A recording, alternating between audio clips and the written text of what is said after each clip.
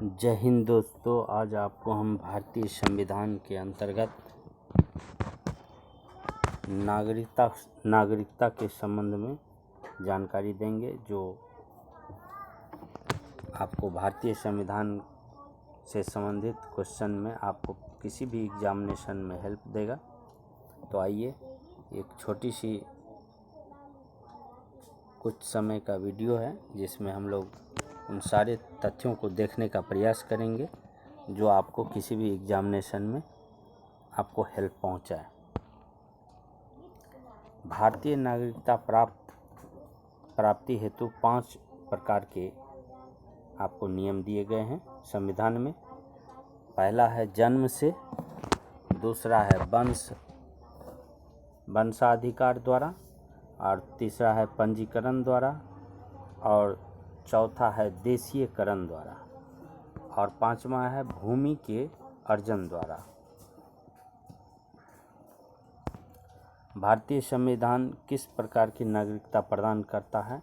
तो वह एकल है। एकल नागरिकता भारतीय संविधान प्रदान करता है। संयुक्त राज्य अमेरिका USA में दोहरी नागरिकता यानी डुअल सिटीजनशिप के सिद्धांत को अपनाया है, लेकिन भारत जो है एकल नागरिकता नियम को अपनाया है।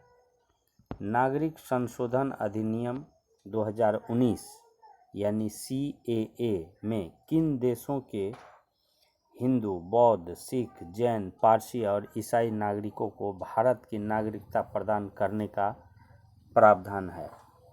पाकिस्तान, बांग्लादेश तथा अफगानिस्तान। इन 3 देशों से अगर हिंदू, बौद्ध, सिख, जैन, पारसी और ईसाई नागरिक भारत आना चाहते हैं तो उनको नागरिकता इस CAA कानून के तहत दिया जा सकता है।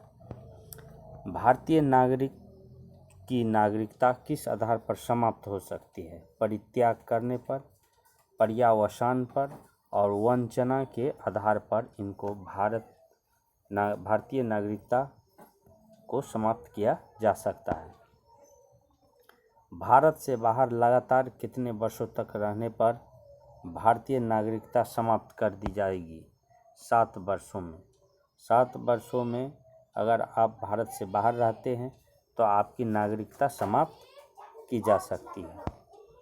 प्रवासी भारतीय दिवस कितने समय अंतराल पर मनाया जाता है? प्रवासी भारतीय दिवस कितने समय अंतराल पर मनाया जाता है? प्रति 2 वर्ष पर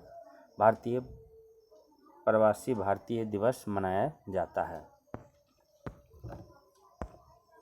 अभी हम देखते हैं नागरिकता से संबंधित कुछ प्रमुख अनुच्छेद, जैसे अनुच्छेद 5 संविधान लागू होने के समय नागरिकता, और अनुच्छेद 6 पाकिस्तान से भारत को प्रव्रजन करने वाले व्यक्तियों को नागरिकता का अधिकार, और 7वां है अनुच्छेद 7 पाकिस्तान से प्रव्रजित व्यक्तियों के नागरिकता अधिकार, और अनुच्छेद 8 है भारतीय मूल के उन लोगों के नागरिकता अधिकार जो भारत के बाहर रह रहे हैं।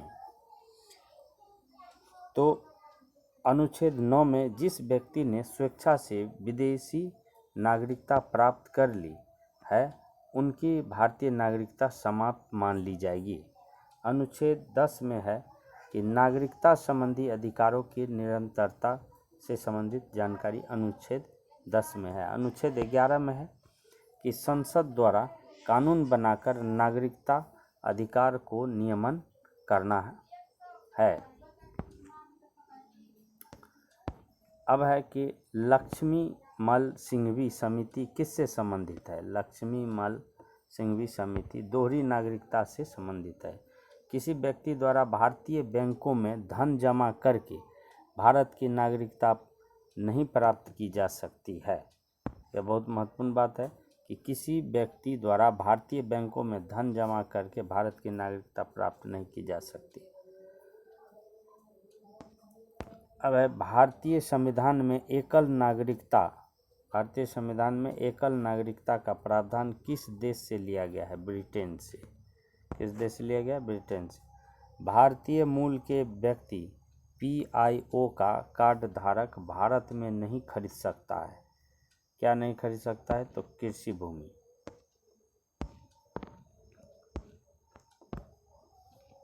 अभी फिलहाल कुछ कानून बने हैं, जैसे NRI, PIO एवं OCI कार्ड धारक में तुलना हम लोग देखेंगे कि नए प्रावधान के अनुसार क्या क्या जो है व्यवस्थाएं अभी चल रही है। NRI का परिभाषा क्या है कि भारतीय नागरिक जो साधारणतः भारत के बाहर निवास करता है और भारतीय पासपोर्ट धारक है, नागरिकता की अर्हता वे भारतीय नागरिक होंगे। प्राप्त होने का लाभ, सभी लाभ जो सामान्यतः भारतीय नागरिकों को प्राप्त है मिलेगा, और वीज़ा नहीं, और मताधिकार जो है दे दिया गया है। अब है कि PIO भारत के मूल व्यक्ति को क्या है जो है अधिकार है।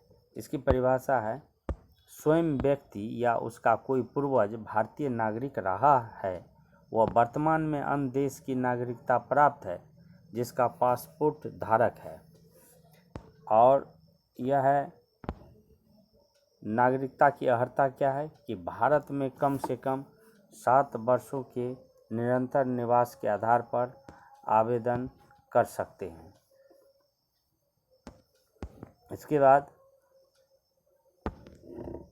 प्राप्त होने के लाभ, कोई विशेष लाभ नहीं है, और इसमें है कि वीज़ा इसको दिया जा सकता है और मताधिकार नहीं। यह है वैसे व्यक्तियों के लिए जिसका कोई पूर्वज भारतीय नागरिक है और वर्तमान में अन्य देश में नागरिकता प्राप्त कर ली है, जिसका पासपोर्ट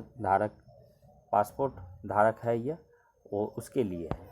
अब विदेशी भारतीय नागरिक को OCI, ये क्या है कि एक व्यक्ति जो विदेशी नागरिक भारतीय नागरिक OCI कार्ड धारक हो तथा नागरिकता अधिनियम 1955 के अंतर्गत पंजीकृत हो, तो ऐसे व्यक्ति संविधान लागू होने या उसके बाद भारतीय नागरिक था उस भूभाग का निवासी जो स्वतंत्रता के बाद भारत का अंग बना, ऐसे व्यक्ति वे भारतीय नागरिकता की अर्हता को रखते हैं।